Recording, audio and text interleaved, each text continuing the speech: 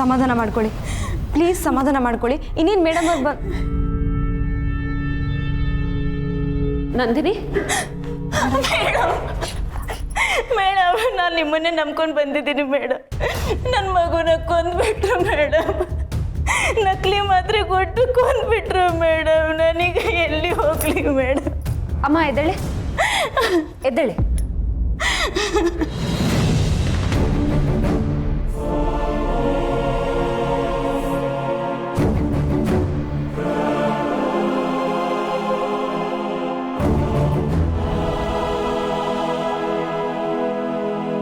ನನ್ನ ಮಗುನ ನನಗೆ ಯಾರು ವಾಪಸ್ ತಂದು ಕೊಡ್ತಾರೆ?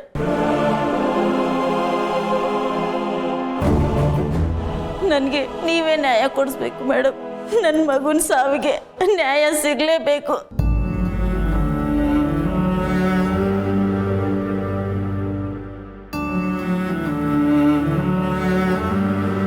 ಅಳಬೇಡಿಮ್ಮ, ಅಳಬೇಡಿ.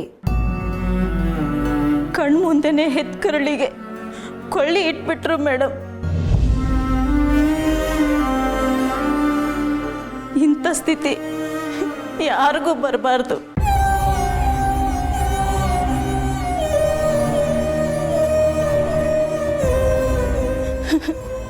ನನ್ನ ಮಗುನ ನಾನು ಕಳ್ಕೊಂಡ್ಬಿಟ್ಟೆ. ನಕಲಿ ಮಾತ್ರೆಗೆ ನನ್ನ ಮಗು ಬಲಿ ಆಯ್ತು.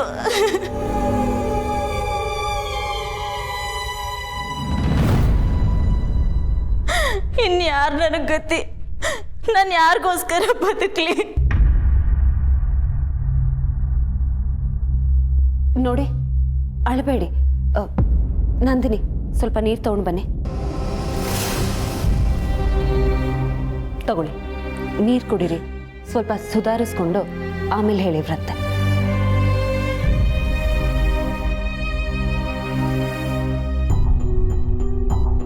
ಏನಾಯ್ತು ನಿಮ್ಮ ಮಗುಗೆ? ಇದ್ದೊಬ್ಬ ಮಗುನ ಕಳ್ಕೊಂಡ್ಬಿಟ್ಟೆ.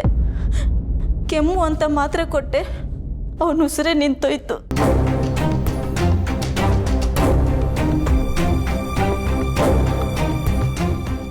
ಇನ್ಯಾರಿಗೋಸ್ಕರ ನಾನು ಬದುಕಲಿ? ಯಾರಿಗೋಸ್ಕರ ನಾನು ದುಡಿಲಿ? ಅವನ ಬದಲು ಆ ದೇವ್ರು ನನ್ನಾದ್ರೂ ಕರ್ಕೊಂಡು ಹೋಗ್ಬಾರ್ದಿತ್ತ?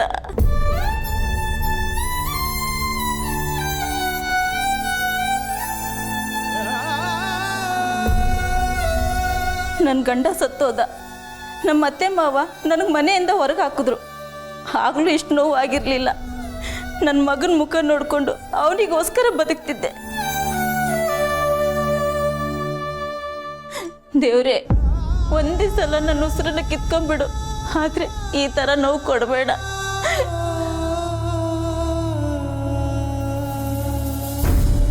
ನಿಮ್ಮ ನೋವನ್ನು ನಾವು ಊಹೆ ಮಾಡ್ಕೊಳ್ಳೋದಕ್ಕೂ ಸಾಧ್ಯ ಇಲ್ಲ.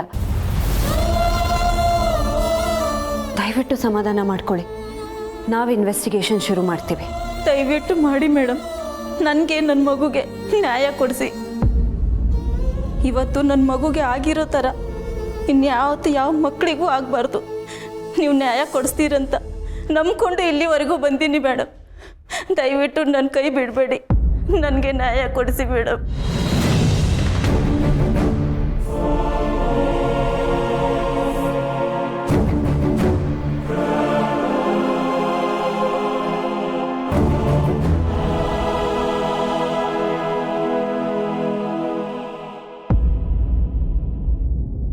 ಈಗ ನೀವೇ ನನಗೆ ನ್ಯಾಯ ಕೊಡಿಸ್ಬೇಕು.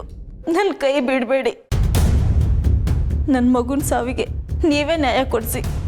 ಅಳಬೇಡಿಮ್ಮ, ನನಗೆ ಗೊತ್ತು ನಿಮ್ಮ ಮಗುನಂತೂ ವಾಪಸ್ ತಂದುಕೊಡೋ ಶಕ್ತಿ ನಮ್ಮ ಯಾರಿಗೂ ಇಲ್ಲ. ಆದರೆ ನಿಮ್ಮ ಮಗು ಸಾವಿಗೆ ನ್ಯಾಯ ಒದಗಿಸೋ ಭರವಸೆ ನಾನು ನಿಮಗೆ ಕೊಡ್ತೀನಿ.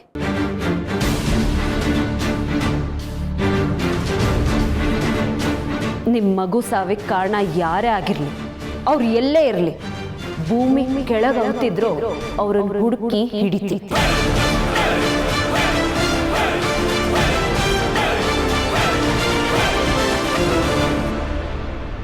ಇನ್ಮೇಲೆ ಇಂಥ ಕೆಲಸ ಮಾಡೋರು ಹೆದರ್ಕೊಂಡು ಒಂದು ಕ್ಷಣ ಯೋಚನೆ ಮಾಡಬೇಕು. ಹಾಗೆ ಮಾಡ್ತೀನಿ.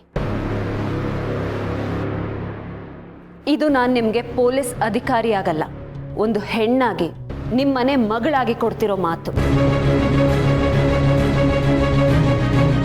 ಅಷ್ಟು ಮಾಡಿ ಪುಣ್ಯ ಕಟ್ಕೊಳ್ಳಿ ಮೇಡಮ್. ನನಗಾಗಿರೋ ಅನ್ಯಾಯ ಮತ್ತಾರಿಗೂ ಆಗಬಾರ್ದು. ನನ್ನ ಸಂಕಟ ಇನ್ಯಾವ ತಾಯಿಗೂ ಬರಬಾರ್ದು. ಖಂಡಿತ ಹಾಗಾಗಲ್ಲ. ಆಗೋದಕ್ಕೆ ನಾನು ಬಿಡೋದೂ ಇಲ್ಲ. ನೀವು ಧೈರ್ಯ ತಗೊಳ್ಳಿ. ನಮ್ಮ ಮೇಡಮ್ ನಿಮಗೆ ಕೊಟ್ಟಿರೋ ಮಾತನ್ನ ಉಳಿಸ್ಕೊಳ್ಳೋಕೆ ನಾವೆಲ್ಲರೂ ಕೆಲಸ ಮಾಡ್ತೀವಿ.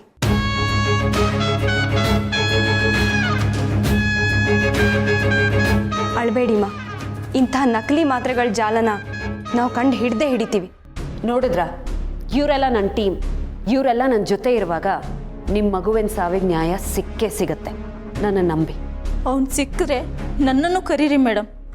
ಅವ್ನು ಕತ್ತಿನ ಪಟ್ಟಿ ಹಿಡಿದು ಕೇಳ್ತೀನಿ, ಯಾಕೆ ಹೀಗೆ ಮಾಡಿದೆ, ಯಾಕೆ ನನ್ನ ಮಗುನ ಕೊಂದೆ ಅಂತ.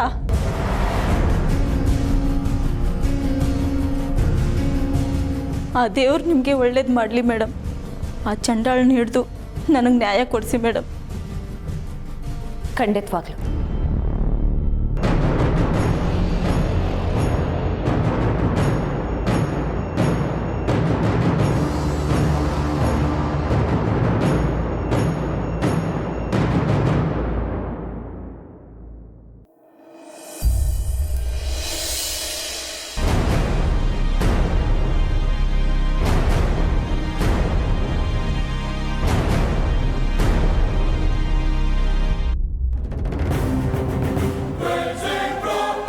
ನೋಡಿ, ಇದು ನಾವೆಲ್ಲರೂ ತಲೆ ತಗ್ಸೋಂಥ ವಿಚಾರ. ಆದರೆ ಯಾರು ಯಾವ ಆ್ಯಕ್ಷನ್ನು ತಗೋತಿಲ್ಲ. ಹಾಗಂತ ನಾವು ನೆಗ್ಲೆಕ್ಟ್ ಮಾಡೋದು ಬೇಡ. ಈ ವಿಷಯನ ಗಂಭೀರವಾಗಿ ತಗೊಂಡು ನಾವು ಆ್ಯಕ್ಷನ್ ತಗೊಳ್ಳೇಬೇಕು.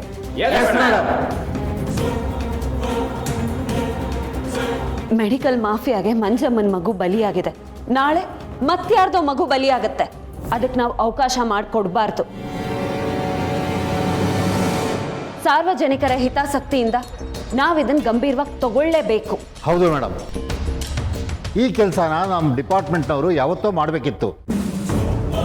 ಇದು ನಮ್ಮ ಕರ್ತವ್ಯ ಕೂಡ ಹೌದು ಮೇಡಮ್. ಖಂಡಿತವಾಗ್ಲು. ಇನ್ನೊಂದು ಜೀವ ಬಲಿಯಾಗೋವರೆಗೂ ಕಾಯ್ದೆ ನಾವು ನಮ್ಮ ಕೆಲಸನ ಶುರು ಮಾಡ್ಕೊಳ್ಳೋಣ. ನಂದಿನಿ, ನೀವು ಹೋಗಿ ಹುಷಾರಿಲ್ಲದೆ ಇರೋ ಮಕ್ಕಳು ಡೀಟೇಲ್ಸ್ ತಗೊಂಡು ಅವ್ರ ಪರಿಸ್ಥಿತಿನ ತಿಳ್ಕೊಂಡು ರಿಪೋರ್ಟ್ ಮಾಡಿ. Yes madam. ಶಿವು ಸರ್, ನೀವು ಎಲ್ಲಿ ಈ ಮಾತ್ರೆಗಳನ್ನು ಕೊಡ್ತಾ ಇದ್ದಾರೆ ಅನ್ನೋದನ್ನ ತಿಳ್ಕೊಳ್ಳಿ. ಜೊತೆಗೆ ಈ ಮಾತ್ರೆಗಳು ಇನ್ನು ಎಷ್ಟು ಕಡೆ ಸರ್ಕ್ಯುಲೇಟ್ ಆಗಿದೆ ಅನ್ನೋದ್ರ ಬಗ್ಗೆ ತಿಳ್ಕೊಳ್ಳಿ. Okay madam. ಮಿಕ್ಕವರು ಮೆಡಿಕಲ್ ಮಾಫಿಯಾದ ಬಗ್ಗೆ ಚಿಕ್ಕ ಚಿಕ್ಕ ಡೀಟೇಲ್ಸು ತಿಳ್ಕೊಳ್ಳಿ. ನಾವಿಂಥವ್ರನ್ನ ಮಟ್ಟ ಹಾಕಬೇಕು ಅಂದರೆ ಇನ್ ಡೀಟೇಲ್ ಆಗಿ ಕೆಲಸ ಮಾಡೋದು ತುಂಬಾನೇ ಮುಖ್ಯ ಆಗುತ್ತೆ.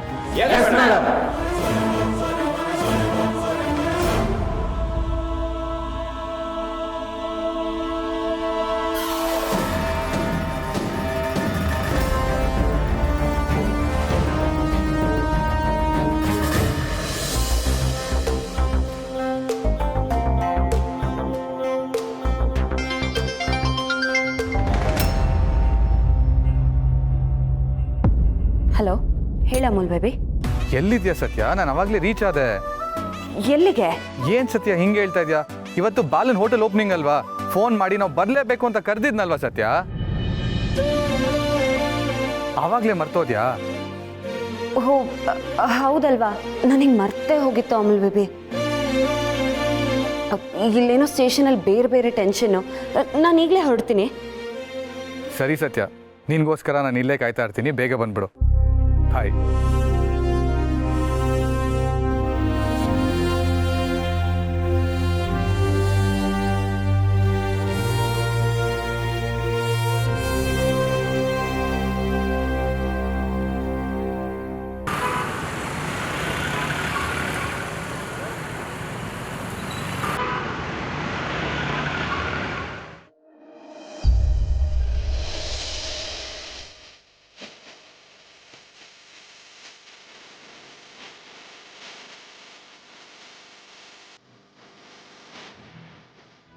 ಅಣ್ಣಂದ್ರೆ ಎಲ್ಲ ರೆಡಿ ಆಗಿದೆ, ಪೂಜೆ ಶುರು ಮಾಡೋಣ.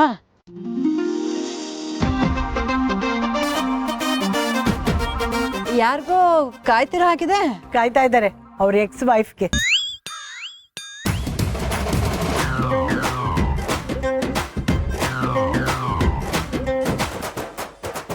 ಇಲ್ಲ ಅಜ್ಜಿ, ನಾನು ಕಾರ್ತಿಕ್ ಮತ್ತು ಸತ್ಯ ಅವರು ಬರ್ತೀನಿ ಅಂತ ಹೇಳಿದ್ರಲ್ಲ, ಯಾಕೆ ಇನ್ನೂ ಬಂದಿಲ್ಲ ಅಂತ ಯೋಚನೆ ಮಾಡ್ತಿದ್ದೆ ಅಷ್ಟೇ.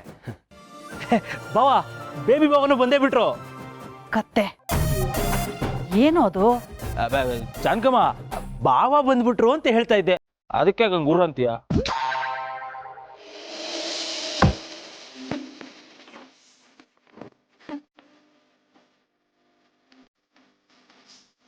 ಬನ್ನಿ ಬನ್ನಿ ಹೇಳಿದ್ರೆ ಬನ್ನಿ. ನಾನು ಬಂದು ತಡ ಆಯ್ತಾ? ಸಾರಿ. ತಡ ಏನಾಗ್ಲಿಲ್ಲ, ಸರಿಯಾದ ಸಮಯಕ್ಕೆ ಬಂದಿದ್ದೀರಾ. ಒಬ್ಬರೇ ಬಂದಿದ್ದೀರಲ್ಲ, ಸತ್ಯ ಇಲ್ಲಿ? ಸತ್ಯ ಹೊರಟಿದ್ದಾಳಂತೆ, ಏನೇನು ಬಂದ್ಬಿಡ್ತಾಳೆ. ಬಾಲ, ತುಂಬ ಖುಷಿ ಆಯಿತು. All the very best. Thanks Karthik ಅವರು, ನೀವು ಬಂದಿದ್ದು ತುಂಬ ಖುಷಿ ಆಯಿತು.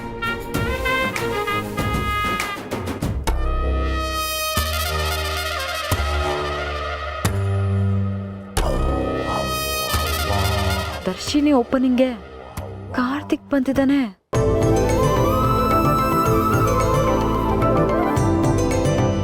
ಮುಹೂರ್ತ ಸಮಯ ಹತ್ರ ಬರ್ತಾ ಇದೆ, ಪೂಜೆ ಶುರು ಮಾಡೋಣ. ಇನ್ನೊಂದು ಸ್ವಲ್ಪ ಹೊತ್ತು ಪೂರೈತ್ರೆ ಸತ್ಯ ಅವರು ಬಂದ್ಬಿಡ್ಲಿ. ಹಾಳಾದವನು ನನ್ನ ಉರ್ಸಕ್ಕೆ ಅಂತಾನೆ ಈ ರೀತಿ ಮಾಡ್ತಿದ್ದಾನೆ. ಸತ್ಯ ಅಂತೆ ಸತ್ಯ, ಎಲ್ರಿಗೂ ಒಳ್ಳೆ ಭಜನೆ. ತಾಳಿ ಕಟ್ಟಿದ ಹೆಂಡತಿನ ಒಂದು ಮಾತು ಪೂಜೆಗೆ ಬಾ ಅಂತ ಕರೀಲಿಲ್ಲ, ಅವಳಿಗೋಸ್ಕರ ವೇಟ್ ಮಾಡ್ತಿದ್ದಾನೆ. ಅಳಿದ್ರೆ ಸತ್ಯ ಬಂದ್ಲು.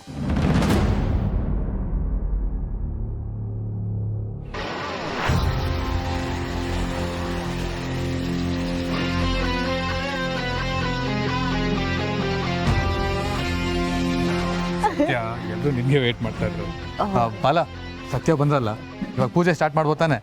ಸಾರಿ, ಎಲ್ಲರನ್ನೂ ತುಂಬ ಕಾಯಿಸ್ಬಿಟ್ನಾ? ಏನು ಪರವಾಗಿಲ್ಲ, ನೀನು ಬಂದಿಯಲ್ಲ, ನಮ್ಗೆ ಅದೇ ಬಹಳ ಸಂತೋಷ ಆಯ್ತು. ಪುರೋಹಿತ್ರೆ, ನನ್ನ ಮೊಮ್ಮಗಳು ಅಳಿಯಂದ್ರು ಎಲ್ಲ ಬಂದಾಯ್ತು, ನೀವು ಪೂಜೆ ಶುರು ಮಾಡಿ.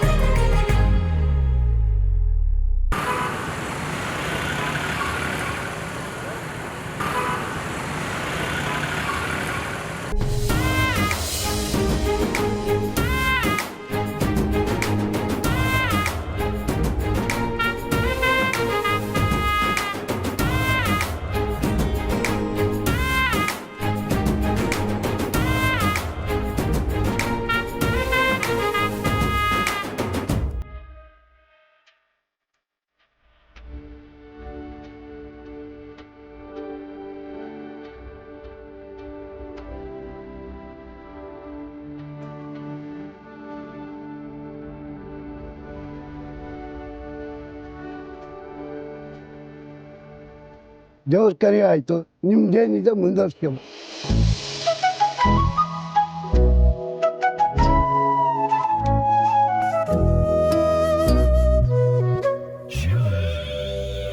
ಎಂಥ ಮುದ್ದಾದ ಜೋಡಿ, ಗಂಡ ಹೆಂಡತಿನ್ರಿ ಈಗಿರ್ಬೇಕು. ಬಿಟ್ಟಿ ಸಿಗುತ್ತೆ ಅಂತ ಬಂದಿದ್ದೆ ತಾನೆ, ಕೊಟ್ಟಿದ್ನ ತಿನ್ಕೊಂಡು ತೆಪ್ಪು ಹೋಗ್ತಾರು. ನಿನ್ಗೆ ಯಾಕೆ ಕಂಡವ್ರ ಮನೆ ಉಸಾಬ್ರಿ? ನನ್ನ ಪಾಡಿಗೆ ನಾನು ಮಾತಾಡ್ಕೊಂಡೆ, ನಿನಗೆ ನೂರಿನಾ? ನಾನು ಲೂಸು ಮೆಂಟ್ಲು, ಅದಕ್ಕೆ ನಿನಗೆ ಯಾಕೆ? ಸುಮ್ಮನೆ ನಿಂತ್ಕೋ. ಎಲ್ರ ಮುಂದೆ ನಾನು ಸೋಲ್ತಾ ಇದ್ದೇನೆ. ನಾನು ಇರ್ಬೇಕಾಗಿರೋ ಜಾಗದಲ್ಲಿ ರುಕ್ಕು ಇದ್ದಾಳೆ. ಕರ್ಮ. ಸತ್ಯ ಅವರೇ, ಕಾರ್ತಿಕ್ ಅವರೇ, ನೀವೇ ಟೇಪ್ ಕಟ್ ಮಾಡಿ ನಮ್ಮ ದರ್ಶಿನಿನ ಉದ್ಘಾಟನೆ ಮಾಡಿ. ನಿಮ್ಮ ಕೈಯಾರ ಹೋಟೆಲ್ ಆರಂಭಿಸ್ಬೇಕು ಅಂತ ಆಸೆ ಪಡ್ತಿದ್ದಾರೆ ಕಣೆ. ಬಂದು ಟೇಪ್ ಕಟ್ ಮಾಡಿ ಬನ್ನಿ.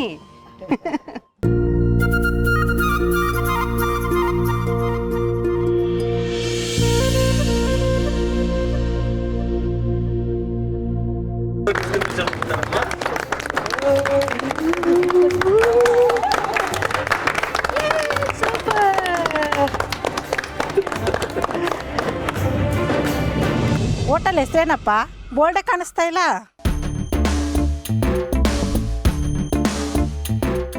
ಬೋಂಡ ಅಂಗಡಿಗೆ ನನ್ನ ಹೆಸರೇ ಇಟ್ಟಿದ್ದ. ನನ್ನ ಕಂಡ್ರೆ ಅಷ್ಟು ಪ್ರೀತಿ ಅವನಿಗೆ. ಸಿಚುವೇಶನ್ ಚೇಂಜ್ ಆಗಿರ್ಬೋದು, ಆದರೆ ಅವನ ಪ್ರೀತಿ ಚೇಂಜ್ ಆಗಿರಲ್ಲ.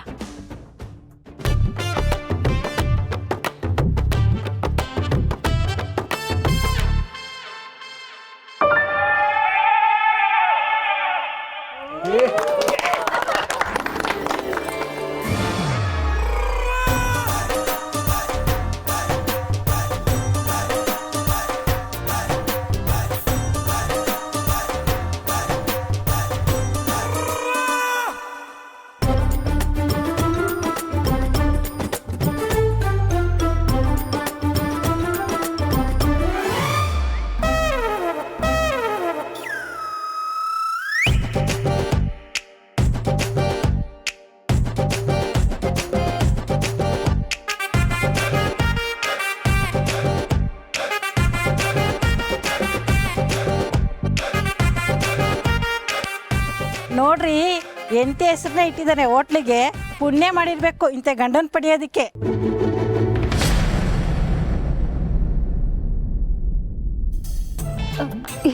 ಇದೇನ್ ಬಾವ ರುಕ್ಕು ದರ್ಶಿನಿ ಅಂತ ಹೆಸರಿಟ್ಟಿದ್ದೀರಾ? ಹೌದು ಸತ್ಯ, ರುಕ್ಕು ಅವನ ಜೀವನದಲ್ಲಿ ಬಂದಾಗ್ಲಿಂದ ಅವನಿಗೆ ತುಂಬ ಒಳ್ಳೇದಾಗ್ತಾ ಇದೆ. ಅದಕ್ಕೆ ರುಕ್ಕು ದರ್ಶಿನಿ ಅಂತ ಹೆಸರಿಟ್ಟಿರೋದು. ಹೇಗೆ ಚೆನ್ನಾಗಿದೆ ಅಲ್ವಾ? ತುಂಬ ಚೆನ್ನಾಗಿದೆ ಅಜ್ಜಿ.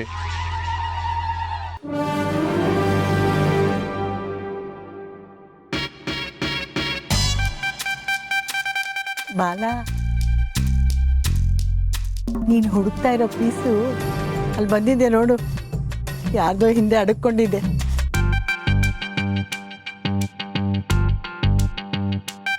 ಓ, ನಾನು ಅಂದ್ಕೊಂಡಂಗೆ ಆಯಿತು, ಇಲ್ಲಿಗೂ ಬಂದಿದ್ದಾಳೆ. ಸತ್ಯ, ಈಗ ನೀನು ನಮ್ಮೆಲ್ಲರನ್ನು ಕುರಿತು ಒಂದೆರಡು ಮಾತಾಡಬೇಕು ಅಂತ ಸ್ಥಾನದಲ್ಲಿ ಇದೆಯಮ್ಮ. ನೀನು ಮಾತಾಡು. ಮಾತಾಡೆ. ಸರಿ, ನಮಸ್ಕಾರ ಎಲ್ರಿಗೂ. ನಮ್ಮ ಭಾವನ ಬಗ್ಗೆ ನಿಮ್ಮೆಲ್ರಿಗೂ ಗೊತ್ತು. ಬೋಂಡಾ ಅಂಗಡಿ ವ್ಯಾಪಾರದಿಂದ ಶುರು ಮಾಡಿ ಇವತ್ತು ದರ್ಶಿನಿವರೆಗೂ ಬೆಳೆದಿದ್ದಾರೆ. ಮನುಷ್ಯನಿಗೆ ಛಲ ಇದ್ರೆ ಏನ್ ಬೇಕಂದ್ರೂ ಸಾಧಿಸ್ಬೋದು ಅನ್ನೋದಕ್ಕೆ ನಮ್ಮ ಭಾವನೆ ಸಾಕ್ಷಿ.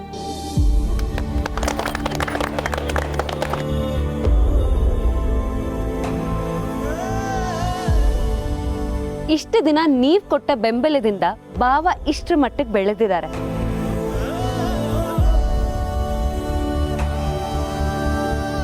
ಈ ದರ್ಶಿನಿಗೂ ನಿಮ್ ಎಲ್ರ ಸಹಕಾರ ಬೇಕು. ಕಷ್ಟಪಟ್ಟು ದುಡಿಯೋನ್ಗೆ ಒಳ್ಳೆ ದಿನ ಬಂದೇ ಬರುತ್ತೆ ಅನ್ನೋದನ್ನ ನೀವೆಲ್ಲರೂ ತೋರಿಸ್ಕೊಡ್ಬೇಕು. ಆಲ್ ದಿ ಬೆಸ್ಟ್ ಬಾಲ, ತುಂಬಾ ಖುಷಿ ಆಯ್ತು. ಜೈ ರುಕ್ಕು ದರ್ಶಿನಿ.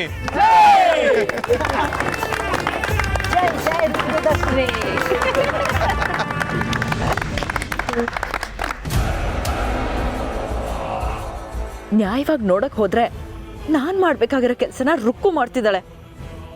ಅಬ್ಬಬ್ಬಬ್ಬಾ, ನುಲಿಯೋದ್ ನೋಡು. ಮೋಸ್ಟ್ಲಿ ಹಿಂಗೆಲ್ಲ ಆಡಿನೇ ಬಾಲನ್ನ ತನ್ನ ಬುಟ್ಟಿಗೆ ಹಾಕೊಳಕ್ ನೋಡ್ತಿದ್ದಾಳೆ ಅನ್ಸುತ್ತೆ. ಚಾನ್ಸೇ ಇಲ್ಲ. ಸತ್ರು ನಾನು ಅದಕ್ಕೆ ಅವಕಾಶ ಕೊಡಲ್ಲ. ನಾನು ಯಾರು ಅಂತ ಇವಳು ಗೊತ್ತಾಗತ್ತೆ. ಗಿರ್ಜಮ್ಮ, ನಿಜವಾಗ್ಲೂ ಭಾವ ಹೋಟೆಲ್ಗೆ ರುಕ್ಕು ದರ್ಶಿನಿ ಅಂತ ಹೆಸರಿಟ್ರ? ಇವನೆಲ್ಲ ಇಡ್ತಾನೆ. ಅವನಿಗೆ ಯಾವಾಗ್ಲೂ ದಿವ್ಯಂದೇ ಜಪ. ಈ ಕೆಲಸ ಎಲ್ಲ ಅತ್ತೆದು. ಗಿರ್ಜಮ್ಮ, ಬರ್ತೀನೇನೆ, ಅವಳೇನು ಮಾಡಿದಾಳೆ ಅಂತ ಅವಳ ಹೆಸರಿಡ್ಬೇಕು. ಇವನು ಅವಳ ಹೆಸರೇ ಇಡ್ತೀನಿ ಅಂತ ದಿವ್ಯದರ್ಶಿನಿ ಅಂತ ಬರ್ಸ್ತಾ ಇದ್ದ. ನಾನು ಹುಡುಗರಿಗೆ ಹೇಳ್ಬಿಟ್ಟು ರುಕ್ಕು ದರ್ಶಿನಿ ಅಂತ ಇಡಿ ಅಂತ ಹೇಳಿದೆ.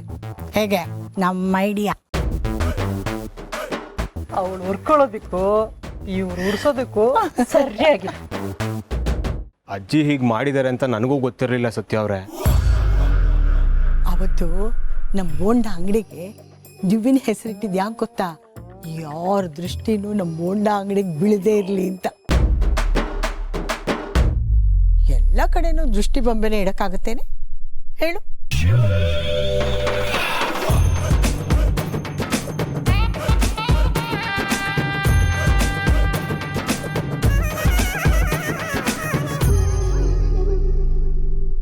ಎಲ್ರೂ ನಗ್ತಿದ್ದೀರಾ?